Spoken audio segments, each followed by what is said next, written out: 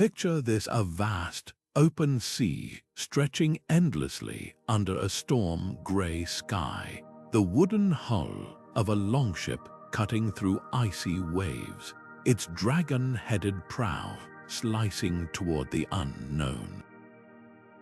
This wasn't just a scene from legend.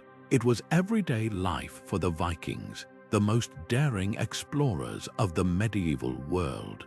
While many remember them as fierce warriors, their true legacy lies in something far more extraordinary: their insatiable thirst for discovery. These weren't just raiders in horned helmets. They were master navigators, cunning traders, and fearless adventurers who sailed into the abyss of the unknown, rewriting maps and reshaping civilizations along the way. Think about the courage it took to venture beyond the horizon, guided only by the stars, the flight of birds, and the whispers of ancient sagas. The Vikings didn't just explore, they connected continents, bridging Europe with the distant shores of North America, the bustling markets of the Middle East, and the frozen frontiers of the Arctic. Their journeys weren't just about conquest, they were about curiosity. What drove them to sail into the void? How did their discoveries alter the course of history? And why do their stories still captivate us centuries later? In this video, we're embarking on a voyage through time to meet 20 of history's most legendary Viking explorers, men and women whose names echo through the ages. From Erik the Red, who turned the icy wasteland of Greenland into a thriving settlement, to Leif Erikson, the first European to set foot on North America, these figures didn't just make history, they dared to imagine a world beyond the edges of their maps. We'll trace their routes, unravel their motivations, and uncover the astonishing legacies they left behind. So ready your sea legs, this isn't just a history lesson. It's an adventure, and by the end, you'll see the medieval world through the eyes of those who sailed into the great unknown and changed it forever. The Vikings were so much more than the horn-helmeted raiders of Hollywood legend. They were a complex society of farmers, craftsmen, poets, and above all, visionary explorers. Emerging from Scandinavia around the late 8th century, these Norse seafarers built a civilization uniquely adapted to both the harsh winters of their homeland and the unpredictable fury of the open ocean. Their society thrived on daring ambition, but also on sophisticated innovation. Take their legendary longships, sleek, shallow-drafted marvels that could glide up rivers as easily as they conquered Atlantic swells, with symmetrical designs allowing them to reverse direction without turning around. These weren't just boats, they were the spaceships of their era, granting access to worlds beyond the horizon. What truly set the Vikings apart was their restless curiosity. While some cultures feared the unknown, the Norse embraced it, weaving exploration into their very identity. Their sagas celebrated voyagers who sought new land under new skies, a phrase that captures their insatiable drive. Trade motivated them as much as territory, whether bartering furs in Constantinople or negotiating with Sami tribes in the Arctic. Even their raids, often exaggerated in popular culture, were frequently about securing wealth to fund further expeditions. This was a society where a farmer might winter in Iceland, summer in Dublin, and retire in Normandy, all within a single lifetime. Their achievements reshaped the medieval world in ways we're still uncovering. Viking trade routes stretched from the bustling markets of Baghdad to the windswept coasts of Newfoundland, creating the first truly global network of exchange. They weren't just passing through these lands, they left enduring marks, from the DNA in modern populations to the very names of places like Normandy, land of the Northmen, and Russia, possibly derived from Rus, their term for Swedish traders. When we examine their settlements, we find not just weapons but scales for weighing silver, tools for crafting intricate jewelry, and even board games. Proof that exploration was about connection as much as conquest. Perhaps most strikingly, the Vikings explored without the compass, relying instead on nature's cues. They tracked the sunstone's refraction to locate the sun on cloudy days, followed migratory birds to land, and memorized wave patterns like living GPS systems. This intimate dialogue with the natural world speaks to their ingenuity. By understanding their origins not as mindless warriors, but as resourceful pioneers, we begin to grasp why their journeys didn't just cross oceans. They bridged entire epochs, laying groundwork for the interconnected world we know today. Leif Erikson stands as a towering figure in the age of Viking exploration, a man whose name is forever linked to one of history's most astonishing geographical leaps. Born in the harsh beauty of 10th century Greenland, where his father Erik the Red had carved out a settlement from the ice, Lafe grew up surrounded by stories of distant shores and uncharted waters. It was only a matter of time before he'd make his own mark on the map. While Christopher Columbus is often credited with discovering the Americas, it was Lafe and his crew who first set foot on North American soil around the year 1000, nearly 5 centuries before Columbus ever raised his sails. The tale of Leif's journey comes alive in the Icelandic sagas, those vivid oral histories passed down through generations. According to the saga of the Greenlanders, his discovery of Vinland, a land so rich in wild grapes they named it Wineland, was almost accidental. He'd originally set out to follow the route of another explorer, Bioni Herjolfson, who'd spotted unknown coastlines after being blown off course. But where Bioni turned back, Leif pressed forward, driven by that quintessential Viking spirit, a mix of pragmatism and bold curiosity. Imagine the scene: his longship gliding past towering evergreen forests, the crew stepping onto beaches where no European had ever stood, encountering landscapes so fertile they seemed almost mythical. Archaeology has since confirmed what the sagas hinted at.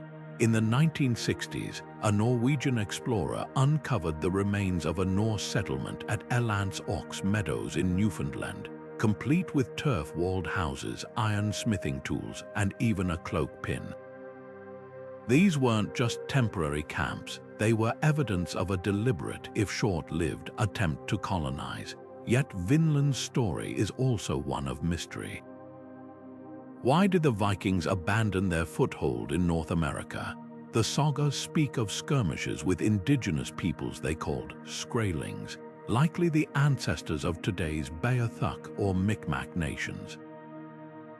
But climate shifts, dwindling supplies, and the sheer isolation from Greenland and Iceland may have played equal roles. Leif's legacy is a study in contradictions, celebrated yet overshadowed, groundbreaking yet abruptly forgotten. For centuries, his achievement faded into legend, dismissed as mere folklore until modern science resurrected it. Even now, debates simmer. Was Vinland a fleeting venture or part of a broader pattern of Norse exploration? How far south did they really sail? What's undeniable is this: Leif Erikson didn't just stumble upon a new land. He rewrote the story of human migration, proving that the medieval world was far more connected and far more daring than we often assume. His voyage wasn't just a footnote, it was a door flung open to possibilities, waiting centuries for the rest of Europe to walk through.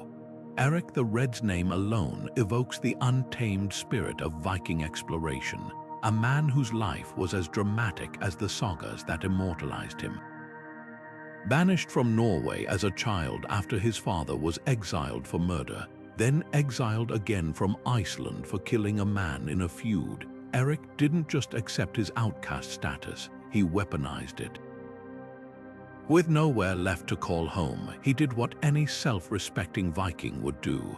He sailed west into the unknown, chasing rumors of a distant land spotted by an earlier explorer named Gunnbjörn. What he found was a frozen frontier of towering glaciers and deep fjords, a place so inhospitable he shrewdly named it Greenland to lure settlers. People would be more eager to go there, the Sagas claim, he reasoned, if the land had a good name. It was perhaps history's first real estate marketing stunt, and it worked. The Greenland Erik pioneered was no paradise. Winters lasted 8 months, with temperatures plunging so low that Norse farmers had to keep livestock inside their longhouses to prevent freezing. Yet the southern fjords held pockets of startling fertility, grassy meadows perfect for grazing, rivers teeming with salmon, and coasts rich in seals and walrus. Erik's genius lay in recognizing opportunity where others saw only desolation. He established Brattahlid, his estate in what's now Caspian, as the heart of the eastern settlement, a cluster of farms that would endure for nearly 500 years. Here he ruled as a de facto chieftain, enforcing a brutal but effective code of survival. When a settler neglected to share a beached whale with the community, Erik confiscated his entire stock of dried fish, a Viking-era lesson in teamwork or starvation. But Greenland's true value wasn't just its land, it was its location. Perched on the edge of the Arctic, it became a launchpad for expeditions even farther west. Erik himself never reached North America according to the Sagas. He fell off his horse on the way to his ship, taking it as a bad omen. Yet his family carried the torch. His wife Thorb-John famously converted to Christianity and built Greenland's first church, while their son Leif Erikson would sail beyond the horizon to Vinland. Even in failure, Erik's legacy endured. When the Little Ice Age doomed Greenland's colonies centuries later, the ruins they left behind, stone foundations, rusted iron nails, and the bones of goats that couldn't adapt, spoke not of defeat but of audacity. What makes Erik's story so compelling isn't just his defiance of nature or his knack for survival. It's his ability to spin exile into empire. In a society where honor was everything, he transformed the ultimate disgrace, being cast out not once but twice into a founding myth. Greenland wasn't just a refuge, it was a statement, a reminder that the Vikings didn't merely endure the world's harshness. They rewrote its rules, turning the most unforgiving corners of the earth into stages for their ambition. And in doing so, Erik the Red didn't just find a new home. He expanded the very idea of what a Viking could be. History has a way of celebrating those who plant flags while forgetting those who first spotted the shoreline, and few figures embody this truth more than Bioni Herjolfson. Picture a young merchant captain in the late 10th century, sailing from Norway to Greenland to visit his parents, only to find himself veering wildly off course. Thick fog and relentless northerly winds pushed his ship into uncharted waters, where the familiar constellations vanished and the sea itself seemed to whisper warnings. Then through the mist shapes emerged, distant hills cloaked in dense forest, utterly unlike the icy cliffs of Greenland. Bioni had just become the first European to lay eyes on North America, but in that moment all he felt was frustration. What happened next reveals the complex calculus of Viking exploration. Bioni's crew, spotting these strange coasts, urged him to land and investigate. Yet he refused, insisting they press on toward Greenland. To modern ears, this seems baffling. Why turn away from a discovery that could rewrite maps? But Bioni's decision wasn't born of timidity. It was rooted in pragmatism. His ship carried vital cargo, possibly including timber or iron tools desperately needed by Greenland settlers. Landing on an unknown shore risked everything: shipwreck on hidden reefs, hostile inhabitants, or simply losing precious time before winter's freeze locked the seas. In an age when navigation meant life or death, His choice to prioritize duty over curiosity might have saved his crew. Yet Bioni's greatest contribution wasn't what he did, it was what he remembered. Upon finally reaching Greenland, he described the mysterious lands in vivid detail. A flat, wooded region likely now known as Labrador, followed by a second coastline with dense forests, possibly Newfoundland, and finally a third, more rugged terrain, perhaps Baffin Island. These accounts became a sailor's treasure map, passed among Greenland settlers until they reached the ears of Leif Erikson. Armed with Bioni's descriptions, Leif would later retrace the route deliberately, transforming an accidental sighting into a planned expedition. The irony is striking. Bioni, the cautious merchant, became history's accidental scout, while Leif, the bold opportunist, claimed the glory. But without Bioni's keen observations, his notes on currents, landmarks, and sailing times, Vinland might have remained a phantom in the fog. His story reminds us that exploration isn't just about bravery, it's about information. The Vikings didn't conquer the Atlantic through sheer force. They built knowledge piece by piece, one sailor's report at a time. And sometimes the most pivotal journeys aren't those that end with a footprint in the sand, but with a story told around a fire, lighting the way for those who dare to follow. Thorf and Carlsefney's story is one of those rare moments when history feels almost cinematic, a sweeping tale of ambition, resilience, and the harsh realities of forging a life in an uncharted world. Unlike Bioni, who glimpsed North America by accident, or Leif Erikson, who explored it briefly, Thorfinn went all in. Around the year 1010, he assembled a fleet of ships carrying 60 settlers, men, women, and even livestock, with a singular goal: to build a permanent Norse colony in Vinland. This wasn't just an expedition, it was a migration, a bet that this lush land could be home. The Saga of the Greenlanders paints a vivid picture of those early days. Imagine the scene: Norse longboats gliding into a sheltered bay, the settlers unloading cows, sheep, and bundles of grain onto beaches framed by wild grapes and towering trees. They built turf-walled houses near what's now Elant's Ox Meadows, fished for cod in teeming waters, and marveled at the endless timber, a precious resource in treeless Greenland. For a fleeting moment, it must have seemed like destiny. Thorfinn's wife, Gudrid, even gave birth to a son, Snorri, the first known European child born in the Americas. The sagas describe the boy's arrival as a sign of hope, a symbol that this land could nurture generations, but Vinland's promise soon collided with its perils. The Norse called the indigenous peoples they encountered Skraelings, likely the ancestors of the Beothuk or Micmac nations.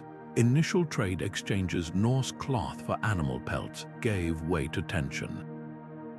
The sagas recount a pivotal skirmish, a bull from Thorfinn's herd startling the locals, leading to a clash of arrows against Viking axes. Though the settlers repelled the attack, the message was clear. They were outnumbered, isolated, and unwelcome. Compounding this, winters proved harsher than expected, and supply lines to Greenland stretched impossibly thin. What's fascinating about Thorfinn's venture isn't just its failure, but its foresight. He didn't just come to raid or explore, he came to stay. His group included craftsmen, farmers, and families, a cross-section of society meant to replicate Norse life abroad. Archaeologists have found butternuts at Elant's Ox Meadows, a type of walnut that grows hundreds of miles south, suggesting the Vikings may have ventured as far as New Brunswick or Maine. This wasn't a half-hearted effort, it was a blueprint for colonization centuries before Columbus. Yet in the end, Thorfinn made a calculated retreat. After 3 grueling years, he loaded his surviving settlers back onto ships and returned to Greenland.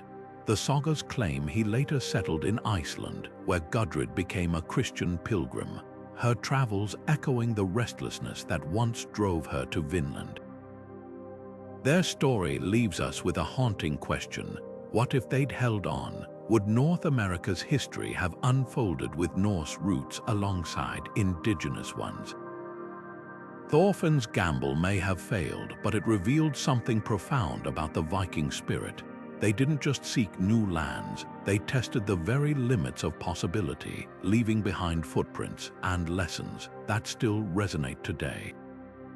Freydis Eiriksdottir didn't just step into the world of Viking exploration, she carved her place in it with an axe and a glare that could freeze fire.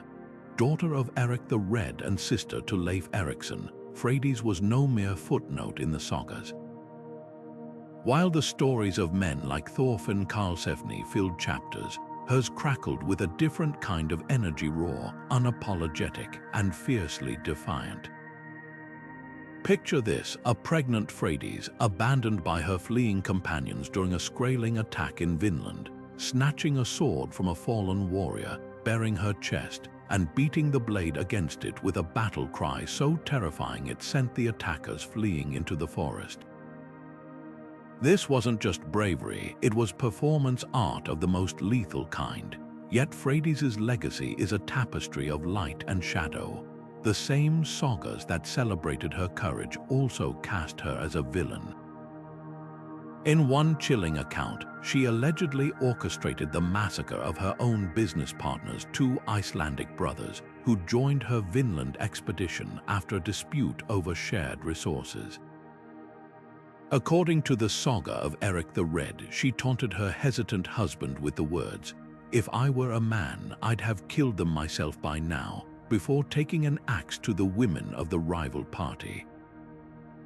Historians still debate the truth of these tales. Were they literal records or moral fables warning against greed and ambition in women? The ambiguity itself is revealing. Viking society tolerated, even admired female strength, but only within limits. A woman who crossed the line from defender to aggressor risked being remembered not as a hero but as a caution. What makes Freydis fascinating isn't just her actions, but what they reveal about Norse gender norms. While medieval Europe cloistered noblewomen in castles, Viking sagas brimmed with shield maidens, merchant queens, and divorcees who split property with their ex-husbands. Archaeological finds back this up. Graves of high-status women buried with weapons, keys to storerooms, and even ships. Freydis fit this mold, a woman who commanded respect through force of will. Yet her story also hints at the tensions beneath the surface.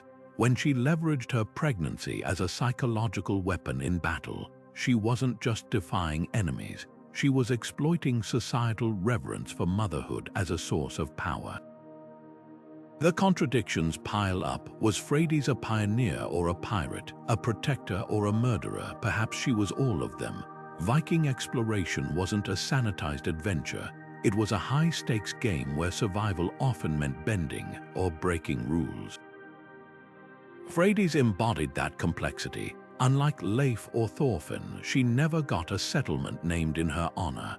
But in the sagas, she burns brighter than most, a reminder that the age of Vikings wasn't just shaped by those who discovered lands, but by those who fought tooth and nail to keep them. Harald Hardroder's name alone, Hardroder meaning hard ruler, hints at the sheer force of his legacy, but his path to kingship was anything but conventional. Before wearing Norway's crown, he lived a life that read like the most audacious of Viking sagas, a whirlwind of battles, alliances, and journeys stretching from the frozen north to the sun-baked streets of Constantinople. Exiled as a teenager after his half-brother, King Olaf, fell in battle, Harald didn't just survive his early misfortunes, he weaponized them, transforming exile into an education. By the time he returned to claim his throne, he'd become something rarer than a warrior, a global strategist with a network spanning empires. His time in the Byzantine Varangian Guard was where legend truly took root. Imagine a young Harald, towering even among Norse mercenaries. wielding his double-bladed axe alongside warriors from Sweden and Denmark as the elite bodyguards of Emperor Michael IV. The Varangians weren't just hired muscle. They were the Byzantine Empire's shock troops deployed to crush rebellions in Bulgaria, raid pirate strongholds in Sicily, and even guard the sacred treasures of Jerusalem during Harold's pilgrimage there. The Sagas claim he earned the nickname Burner of Bulgarians for his ruthless tactics, though how much was fact and how much was poetic license remains debated. What's undeniable is the wealth he accumulated. Byzantine gold coins, silks from the east, and gemstones flowed into his coffers, all carefully smuggled out of Constantinople. Legend says he loaded his ship with so much treasure it nearly sank. But Harold's brilliance lay in how he leveraged these experiences. In Constantinople, he wasn't just a mercenary, he was a student of power. He observed the intricate machinations of Byzantine politics, the betrayals, the ceremonial pageantry, the delicate balance between church and state. When he finally returned to Scandinavia, he didn't just bring chests of gold, he brought a new vision of kingship. His reign saw the first Norwegian coinage, a centralized tax system inspired by Byzantine models, and ambitious attempts to unite Norway under a single, unshakable rule. Even his failed invasion of England in 1066, the campaign that ended his life at Stamford Bridge, wasn't just a Viking raid scaled up. It was the play of a man who'd seen how empires operated and believed he could outmaneuver them. Harold's story defies easy categorization. Was he an explorer? Not in the traditional sense. He didn't chart new lands. Yet his journeys expanded the Viking world in a different way, weaving Scandinavia into the fabric of medieval Europe and the Mediterranean. He proved that exploration wasn't just about geography. It was about power, adaptation, and the audacity to dream beyond the fjords. In an age when most kings ruled by birthright, Harald Hardroder earned his throne not just by blood, but by the weight of a life lived across continents. And that made all the difference. Otter of Helogel and wasn't chasing glory or conquest when he steered his ship northward into the Arctic's icy embrace. He was simply curious. In the late 9th century, while most Europeans still imagined the far north as a frozen wasteland haunted by monsters, this Norwegian chieftain from Helogel did something revolutionary. He paid attention. Sailing beyond the known limits of Viking trade routes, Otter ventured farther north than any recorded European before him, reaching the White Sea and the lands of the Sami people.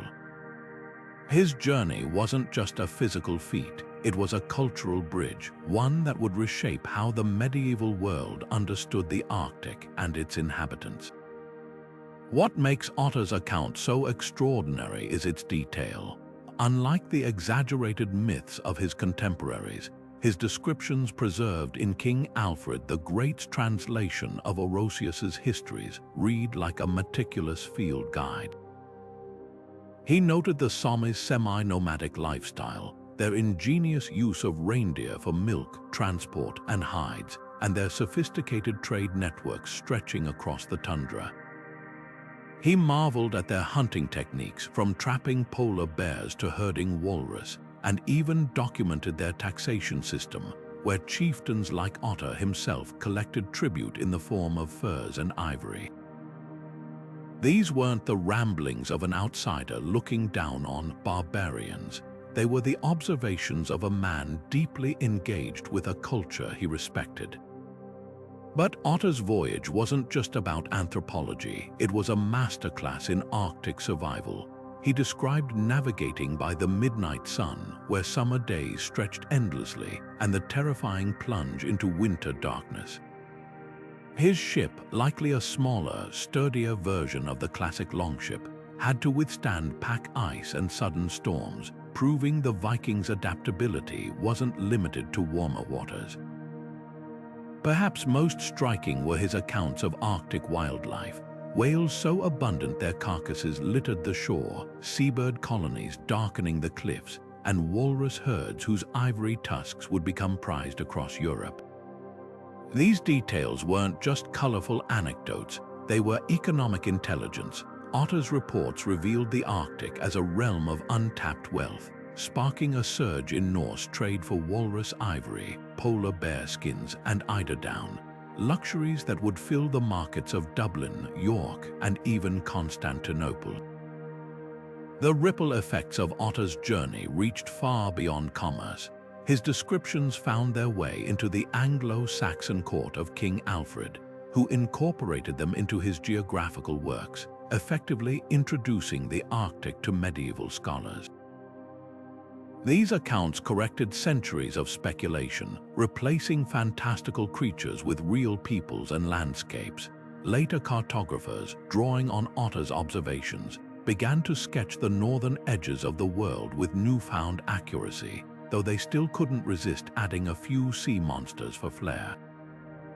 Otter's legacy lies in his refusal to see the Arctic as empty or alien. Where others saw a frozen void, he saw a living, breathing world, one with its own rhythms, economies, and wisdom. His voyage wasn't just about distance covered, it was about perspective gained. In an age when exploration so often meant conquest, Otter chose something rarer, understanding. And in doing so, he didn't just map the Arctic, he helped the medieval world see it for the first time. Rollo's story begins not with a crown, but with a reputation so fearsome it earned him the nickname, the Walker, not because he walked everywhere, but because he was said to be so massive no horse could carry him.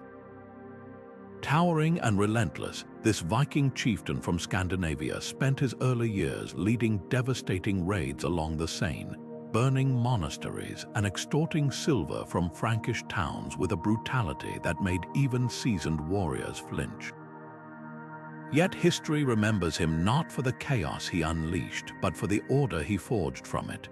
Rollo didn't just plunder France, he infiltrated it, turning from marauder to magnate in one of the most astonishing political reversals of the medieval world. The turning point came in the year 911 when the beleaguered Frankish king Charles the Simple, a man whose name belied his cunning, offered Rollo a deal he couldn't refuse: land in exchange for loyalty. The Treaty of St. Clair-sur-Epte granted Rollo and his followers the territory that would become Normandy, land of the Northmen, on one condition: they defend it from other Viking raiders. It was a masterstroke. Rollo got legitimacy, Charles got a human shield against further attacks, and Europe got its first glimpse of how Vikings could evolve from destroyers to dynasty builders.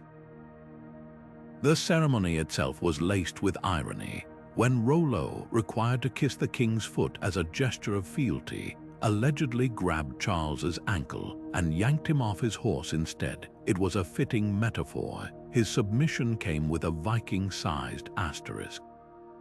What happened next was even more remarkable. Rollo, the former raider, became a ruler with a bureaucrat's precision. He parceled out lands to his followers, not as spoils to be looted, but as fiefdoms to be cultivated. He adopted Christianity, at least superficially, and allowed Frankish legal traditions to blend with Norse customs. Under his watch, Normandy became a hybrid society where Viking shipbuilding techniques met Frankish cavalry tactics, creating a military powerhouse. His descendants, like William the Conqueror, would later weaponize this fusion to devastating effect. But Rollo's real genius lay in his pragmatism. He didn't conquer Normandy, he negotiated for it, then transformed it into something neither purely Viking nor wholly Frankish, but uniquely Norman. The legacy of this pivot rippled far beyond the 10th century. Rollo's bloodline would shape the destiny of England after the Norman conquest of 1066, implanting Norse-French culture into the very fabric of British identity. Castles, feudalism, even the English language itself, all bore the stamp of the society he founded. Yet for all his statesmanship, traces of the old Viking lingered.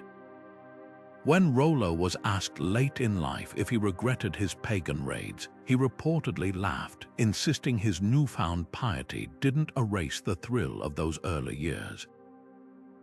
In that moment, he embodied the duality of his story, a man who bridged two worlds without fully surrendering to either. His journey proved that the Vikings weren't just agents of chaos, they could be architects of kingdoms provided the price was right. Olaf Tryggvason's life reads like a saga penned by the gods themselves, a tale of exile, battle, and divine reckoning that would reshape the spiritual map of Scandinavia. Born into Norwegian royalty only to flee as a child after his father's murder, Olaf spent his formative years as a wanderer, a warrior, and a witness to the vast tapestry of medieval Europe. His early voyages weren't just about survival, they were an education. From the bustling ports of England, where he fought for King Ethelred against Viking raiders, ironically his own kin, to the shadowed forests of the Baltic, where he served as a mercenary for Slavic chieftains, Olaf absorbed the world's contradictions. He saw the cross and the hammer clash in market squares, heard monks chant alongside pagan skalds, and learned a pivotal lesson: faith could be as sharp a weapon as any axe.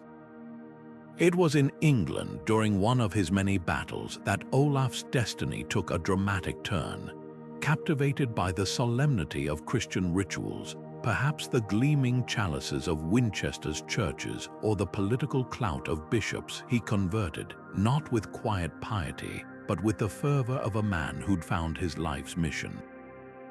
When he finally returned to Norway in 995, it wasn't just to reclaim a throne, it was to wage holy war. His reign became a whirlwind of forced baptisms, with Olaf wielding his sword as a catechism. Coastal chieftains who resisted found their temples burning, their idols shattered, and their choices stark: bend the knee or face the edge of his blade. In one infamous episode at the Thing of Trondheim, he trapped local leaders in a hall, threatening to set it ablaze unless they accepted baptism. This wasn't persuasion, it was spiritual conquest.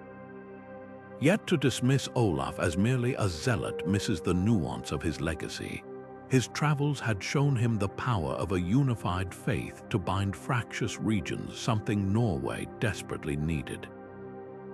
By aligning with the Church, he gained access to European trade networks and diplomatic recognition, elevating his kingdom from a patchwork of feuding clans to a player on Christendom's stage. His methods were brutal, but his vision was strategic. Even his death in the year 1000, battling a coalition of Danish and Swedish forces at the Battle of Esvolda, became a symbol. According to legend, he leapt from his burning longship in full armor, vanishing into the sea rather than surrender, a martyr for the cause he'd championed.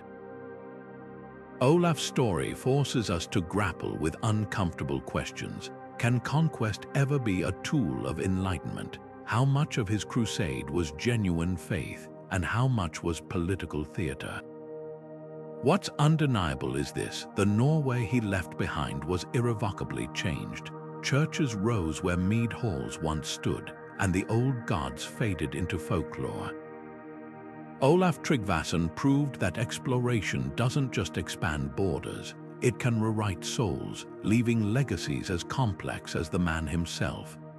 Gudrid Thorbjarnardóttir defied every stereotype of the medieval woman. While history often sidelines female figures as passive observers, Gudrid lived a life of staggering mobility, crossing oceans, continents, and cultures with a quiet determination that rewrites our understanding of Viking society. Born in Iceland around the year 980, she first appears in the Sagas as a young widow, surviving a shipwreck off Greenland's coast that killed her first husband. But Gudrid wasn't one to let tragedy anchor her. Within years, she remarried, joined Thorf and Carlsefney's ambitious expedition to Vinland, and became the mother of Snorri, the first European child born in North America.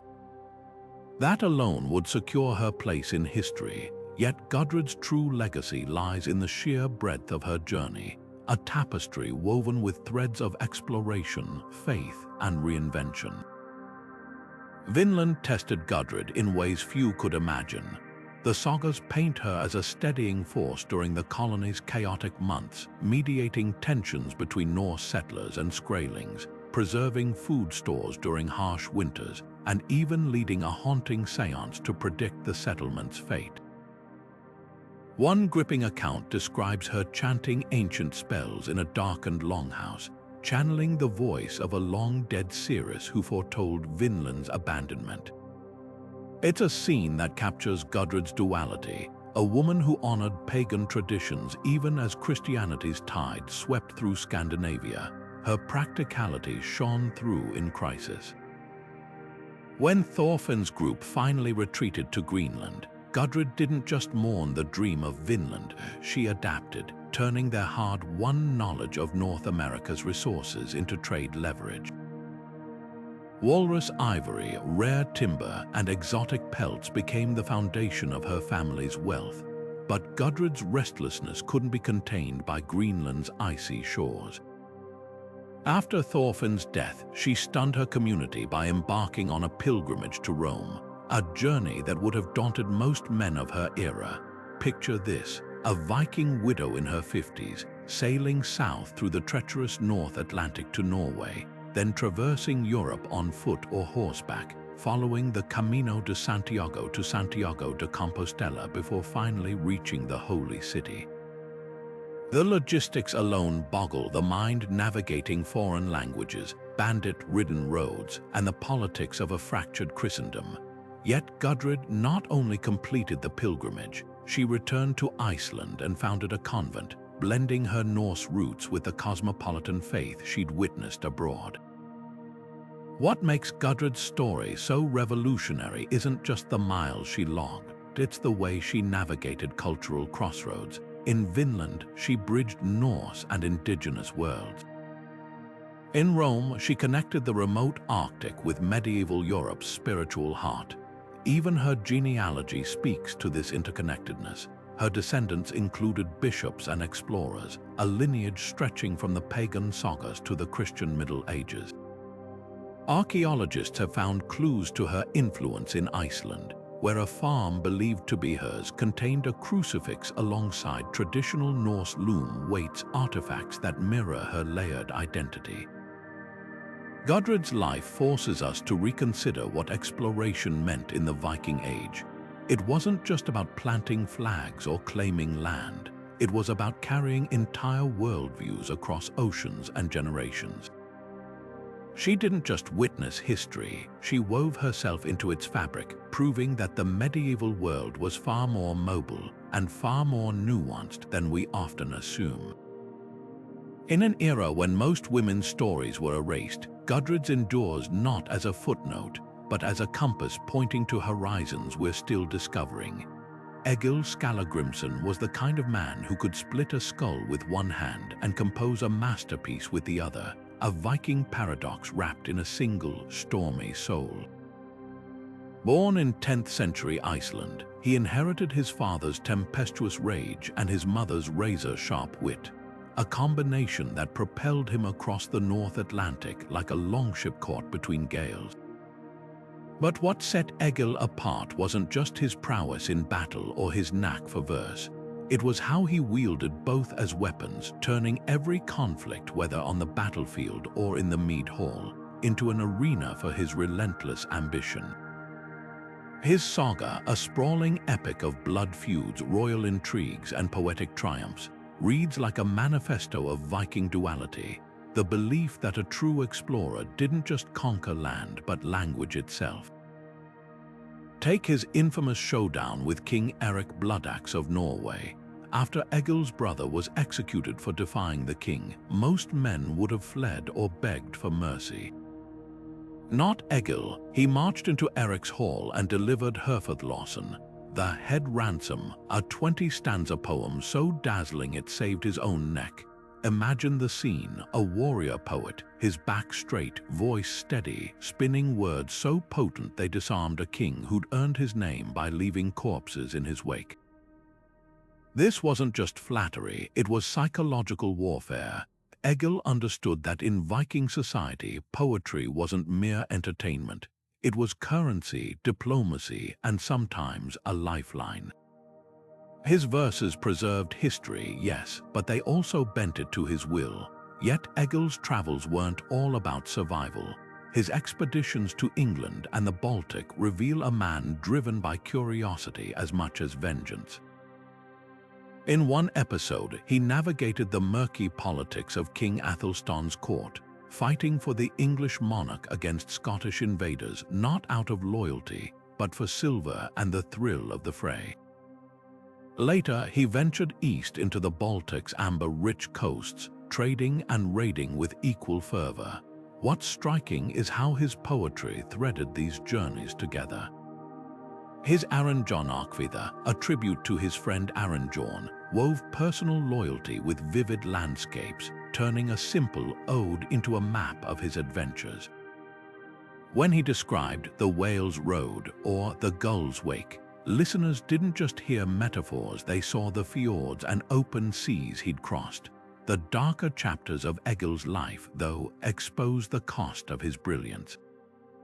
After his beloved son drowned, he locked himself in his attic, starving himself to death until his daughter tricked him into composing a lament so wrenching it pulled him back from the brink.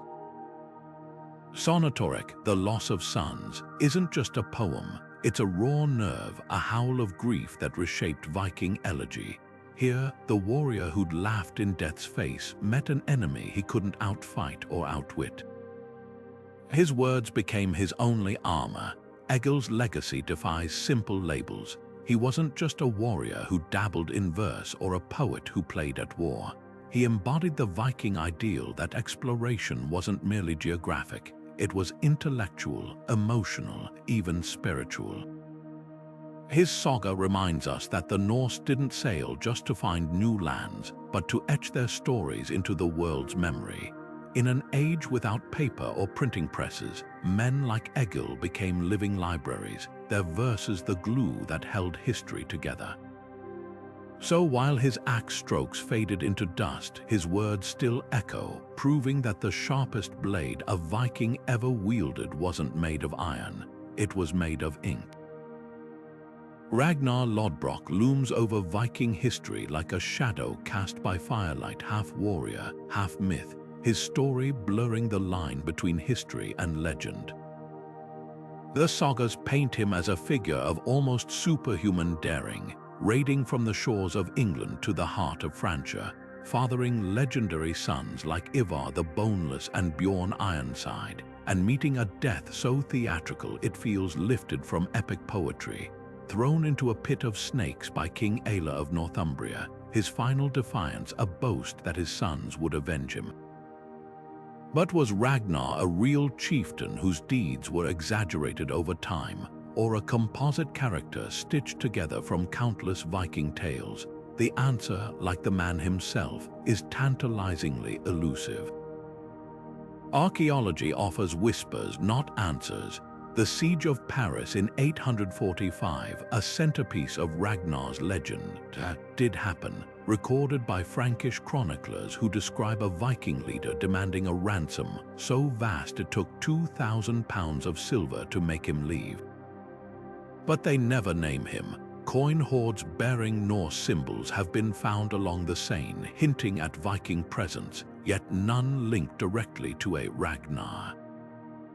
Even the infamous Snake Pit, long dismissed as pure fiction, gains a sliver of plausibility from excavations in York, where evidence of Norse executions has surfaced. It's as if history is teasing us, offering just enough to keep the mystery alive. What's undeniable is Ragnar's cultural impact. His name became a rallying cry, a symbol of Viking audacity. The sons attributed to him, whether by blood or adopted legend, carved their own marks across Europe. Ivar's great heathen army ravaged England, while Bjorn's Mediterranean raids reached as far as Italy. These men didn't just inherit a name, they inherited an ethos. To later generations of Vikings, Ragnar represented the ultimate explorer, one who laughed in the face of kings, sailed beyond known maps, and turned his life into a story so potent it outlasted empires. Perhaps that's the real lesson of Ragnar Lodbrok. In an age before written records, reputation was currency, and legend could shape reality as surely as steel. Whether he was a single man or a tapestry of many, his story fueled the Viking Age's most ambitious expeditions. When Norse sailors pushed farther west to Iceland, Greenland, and Vinland, they weren't just seeking land, they were chasing the ghost of a man who taught them that the greatest exploration wasn't across water, but into the unknown reaches of their own ambition. And in that sense, Ragnar's legacy is as real as the longships that still haunt our imagination. While the sagas of Vinland and Normandy dominate Viking lore, Ingvar the Far-Traveled carved his legend in an entirely different direction eastward, where the rivers ran silver with trade and the air smelled of spices instead of salt. In the mid-11th century, when most Norse eyes were fixed on Atlantic horizons, Ingvar assembled a fleet of ships not for raiding, but for reaching the fabled wealth of the Caspian Sea and beyond. His story survives not in epic poems, but in something far more tangible: 26 runestones scattered across Sweden, their cryptic inscriptions whispering of a journey so audacious it defied the era's understanding of geography. Picture the scene: Ingvar's longships, built for Baltic shallows rather than open ocean, slipping down the rivers of what's now Russia, the Volkhov, the Dnieper, the Volga, portaged between waterways by teams of straining men. This was the Varangian route, a liquid highway connecting the Norse world to the Abbasid Caliphate's glittering markets, past the Slavic trading post of Novgorod, through Khazar territories where Jewish and Muslim merchants haggled over furs and Frankish swords. Ingvar's crew would have witnessed a kaleidoscope of cultures. By the time they reached the Caspian, they'd entered a realm of legend, a land where silk-clad traders spoke of cities like Baghdad and Bukhara, and silver dirhams flowed like water. The runestones tell us Ingvar's crew never returned. Some inscriptions mourn those who traveled east with Ingvar, while others hint at catastrophe. God alone knows where they fell. Historians have spun theories like spiderwebs. Did they perish in a storm on the Caspian's treacherous waters, fall victim to one of the region's many warlords, or did some survive, assimilating into local communities as far as Persia? A tantalizing clue comes from the Persian geographer Sharaf al-Zaman al-Mawazi, who wrote of Rus warriors fighting as mercenaries near the Aral Sea around the same time. Could these have been Ingvar's lost men? What makes Ingvar's saga so compelling isn't just its mystery, but what it reveals about Viking adaptability. This wasn't a raid, it was a diplomatic mission, likely armed with gifts for local rulers and fluency in the complex trade languages of the East. Islamic sources describe Norse merchants bargaining respectfully in markets, their goods, amber, slaves, walrus ivory, exchanged for silver weighed on precise scales. Ingvar's runestones even bear Christian crosses, suggesting his crew blended faith with commerce, their identities as fluid as the rivers they sailed. The legacy of this Eastern Odyssey lingers in plain sight.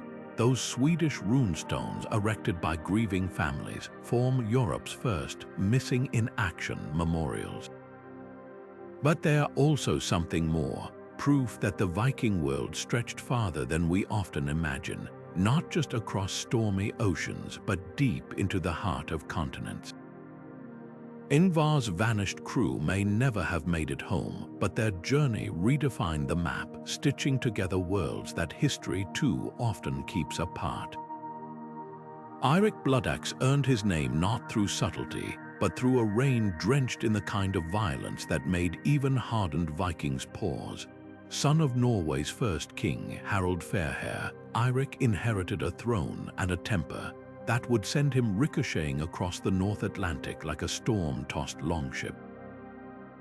Crowned co-ruler alongside his father, he quickly cemented his reputation by murdering no fewer than 5 of his own brothers to secure power.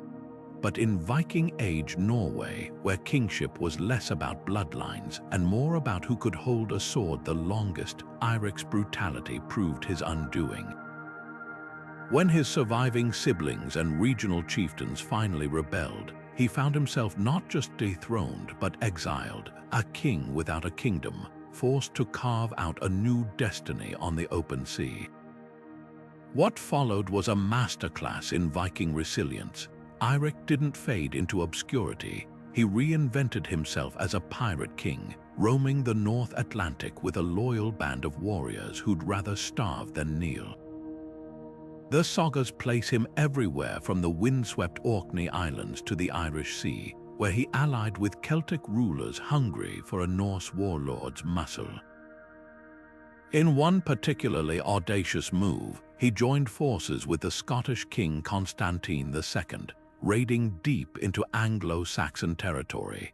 Picture the scene: a deposed Norwegian monarch leading a fleet of dragon-proud ships up the River Tyne, burning monasteries and extorting silver from English towns, all while technically a guest of Scotland's court.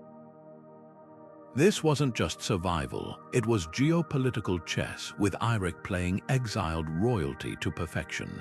His most infamous chapter unfolded in Northumbria, where the Anglo-Saxon chronicles record his brief, bloody rule. Invited by the region's nobles to serve as a puppet king, a buffer against rival Saxon and Viking factions, Eirik instead seized power with characteristic ferocity. Coins minted during his reign bore the defiant title Eirik Rex, a declaration that he was no one's pawn. But true to form, his reign collapsed in chaos. Within 2 years, he was ousted by a rival Viking faction, his body left unceremoniously on the battlefield at Stainmore. Even in death, though, Eirik refused to be ordinary. Legend claims his widow, the formidable Gunhild, commissioned a burial mound so lavish it drew comparisons to the graves of gods. What makes Eirik's story so emblematic of the Viking Age isn't just his violence, it's his restless adaptability. In an era when most kings ruled or died trying, he thrived in the gray zones between kingdoms, cultures, and allegiances. His alliances with Celtic rulers revealed the Norse knack for cultural chameleonism, while his Northumbrian gamble proved Vikings could play both conqueror and statesman. Even his failures were instructive. When Norwegian soil rejected him, he didn't cling to the past. He let the currents of exile carry him to new horizons, proving that for the Vikings, exploration wasn't just about discovering land. It was about reinventing oneself in the face of oblivion. The Bloodaxe's legacy is etched not in stone, but in the saga's ambivalence. Was he a hero, a villain, or simply a man who understood that in the Viking world, power flowed as unpredictably as the tides? His life reminds us that the greatest explorers weren't always those who charted new coasts. Sometimes they were the ones who navigated the shifting waters of their own destiny, leaving kingdoms and corpses in their wake. Sigurd the Crusader stands at the crossroads of history, a Viking by blood but a crusader by faith, his life a bridge between 2 eras that would define medieval Europe.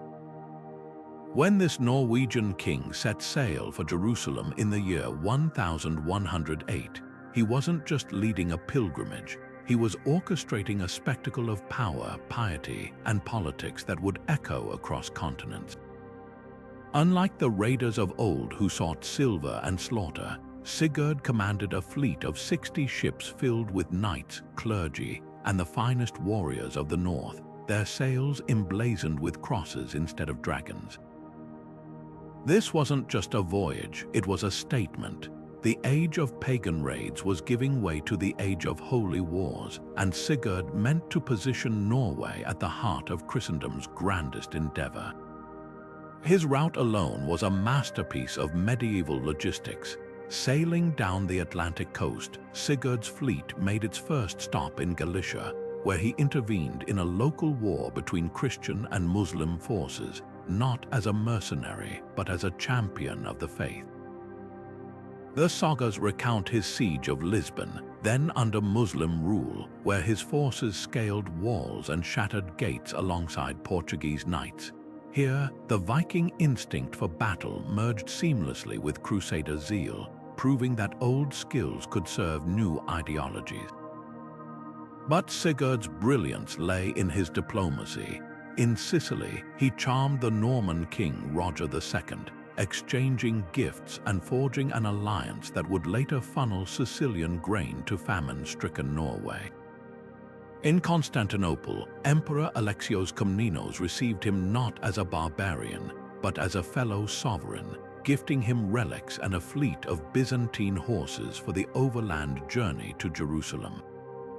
These weren't just courtesies, they were calculated moves by a king who understood that prestige abroad translated to power at home. When Sigurd finally knelt in the Church of the Holy Sepulchre, he did so as the first European monarch to complete the pilgrimage since the Crusades began. The Patriarch of Jerusalem rewarded him with a splinter of the true cross, a relic so sacred it would later be borne before Norwegian armies like a talisman. Yet for all its spiritual significance, Sigurd's journey was also a geopolitical coup. He returned to Norway with Byzantine silks, Arab maps, and tales of alliances that elevated his kingdom's standing in a rapidly globalizing Europe. The boy who'd inherited a throne fractured by civil war had become a player on the world stage, his name whispered from Bergen to Baghdad.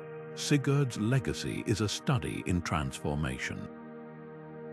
His reign marked the twilight of the Viking Age, not because the Norse lost their thirst for adventure, but because their ambitions had outgrown the longship. Exploration no longer meant coastal raids. It meant navigating the intricate webs of trade, faith, and empire that stretched from the fjords to the Levant. When Sigurd died in 1130, he left behind a Norway that looked outward, not with axes raised, but with hands open to the possibilities of a changing world. His life reminds us that history's most pivotal explorers aren't always those who discover new lands, but those who dare to redefine what exploration means. Aud the Deep-Minded didn't just escape Norway, she rewrote her destiny with the steady hand of a woman who understood that true power often lies in knowing when to walk away. When her husband, the fearsome Viking king Olaf the White, fell in battle, Aud faced a choice familiar to many widows of the age: remarry for protection or fade into obscurity. But Aud, true to her epithet, chose a third path, one that would etch her name into the sagas as one of the most formidable settlers of the Viking Age. With her son's murder by Norse rivals sparking a blood feud, she made a calculated decision. Gathering her surviving kin, her loyal thralls, and every ounce of wealth she could carry, she set sail not as a refugee, but as a strategist, turning exile into opportunity. Her journey unfolded like a chess game across the North Atlantic. First, she established a foothold in the Hebrides, those rugged Scottish isles where Norse and Celtic cultures collided. Here, Aud displayed a knack for diplomacy rare among Viking leaders. Rather than imposing her will by force, she negotiated with local chieftains, securing land through shrewd alliances and likely leveraging her late husband's reputation.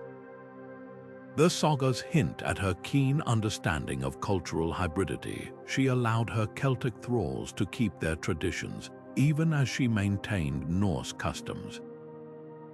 This wasn't just tolerance, it was statecraft. In a world where most settlers saw land as something to take, Aud understood it as something to build. But the Hebrides were merely a stepping stone. When political winds shifted and Norse power in Scotland waned, Aud again demonstrated her visionary instincts. Loading a Gnar, a sturdy merchant ship with livestock, tools, and her extended household, she embarked for Iceland, then the bleeding edge of Viking expansion. Picture the scene: a woman in her 50s steering her crew through the treacherous waters of the Faroe Islands, her gaze fixed on the smoldering volcanoes of a land so new that myth still clung to its shores. Where others saw a frozen wilderness, Aud saw a blank slate. Her arrival in Iceland around the year 900 shattered expectations. While most settlers claimed coastal lowlands, Aud ventured deep into the Dalia region, selecting a sprawling estate at Hvammer.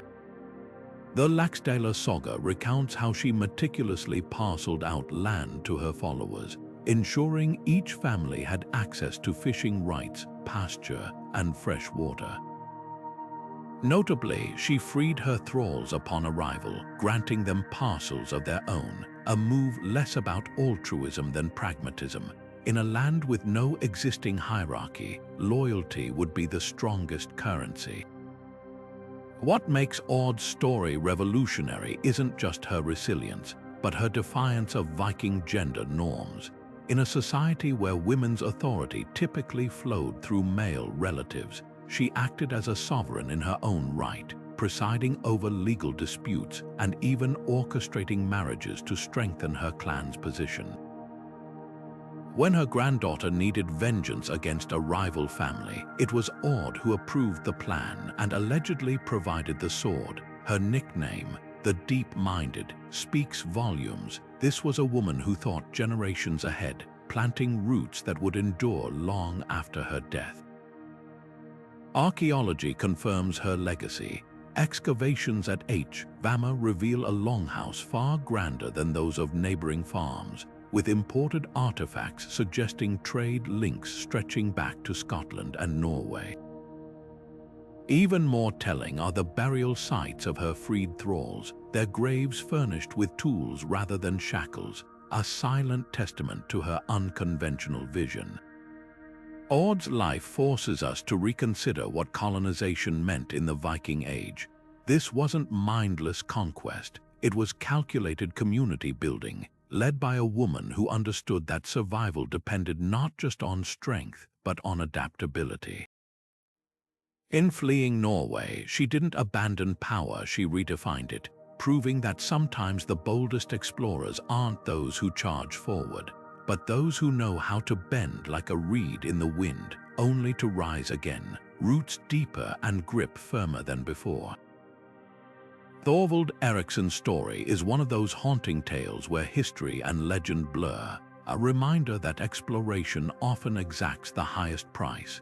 Younger brother to the famed Leif Erikson, Thorvald didn't just follow in his siblings' footsteps to Vinland, he stepped into a conflict that would seal his fate. According to the Greenland sagas, his expedition began with promise.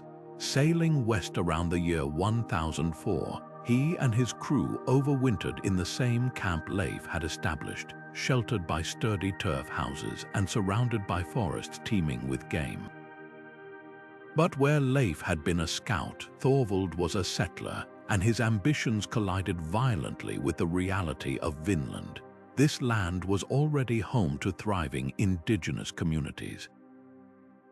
The moment that would define Thorvald's legacy came during a routine reconnaissance along the coast.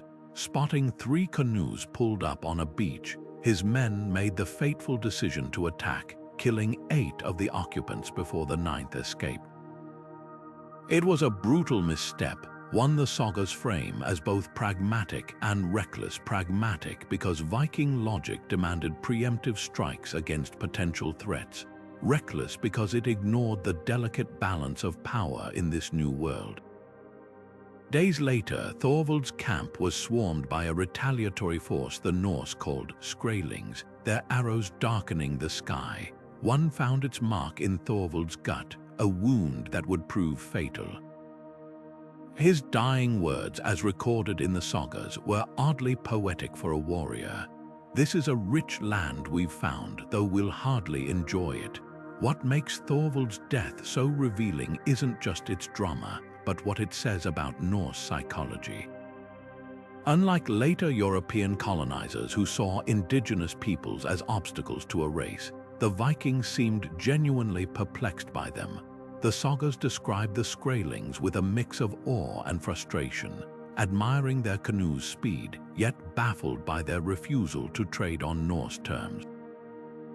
Thorvald's fatal mistake wasn't merely tactical, it was cultural. He assumed Vinland could be claimed as Greenland had been through sheer force of will. Instead, he learned too late that this land had rules, alliances, and defenders who wouldn't yield. Archaeology adds grim weight to the saga's account. At Elant's Ox Meadows, alongside Norse artifacts, researchers have found evidence of indigenous campsites predating the Vikings' arrival, proof that these encounters weren't fleeting. The butternuts and wild grapes Leif and Thorvald prized grew hundreds of miles south, suggesting the Norse pushed deep into Micmac or Beothuk territory. Thorvald's death, then, wasn't an isolated skirmish. It was the inevitable collision of two worlds, each unwilling to retreat. His legacy is a paradox. In one sense, he failed spectacularly, his dreams of colonization drowning in his own blood. Yet his story became a cautionary talisman for later Norse explorers, a warning that Vinland wasn't just fertile, it was fiercely defended.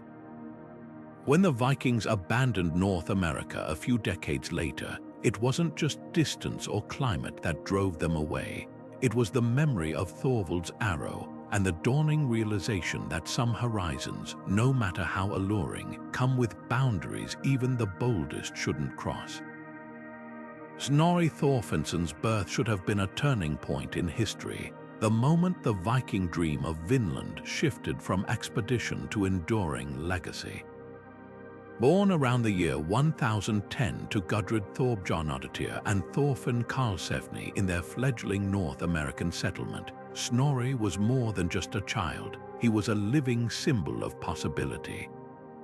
Imagine the scene, a Norse infant swaddled in reindeer hides, his first cries echoing through a turf-walled longhouse on a continent his people called Vinland, surrounded by towering forests and rivers thick with salmon.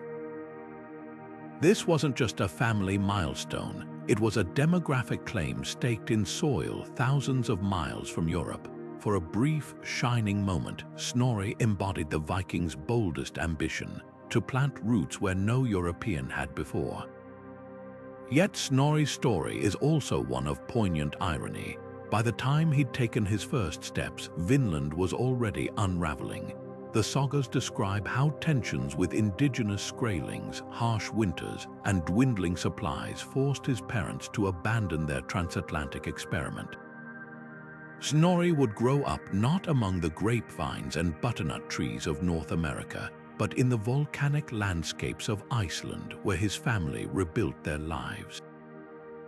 His name, meaning trouble or fighter in Old Norse, hints at the resilience he'd need, a boy caught between two worlds, one real, the other a half-remembered dream.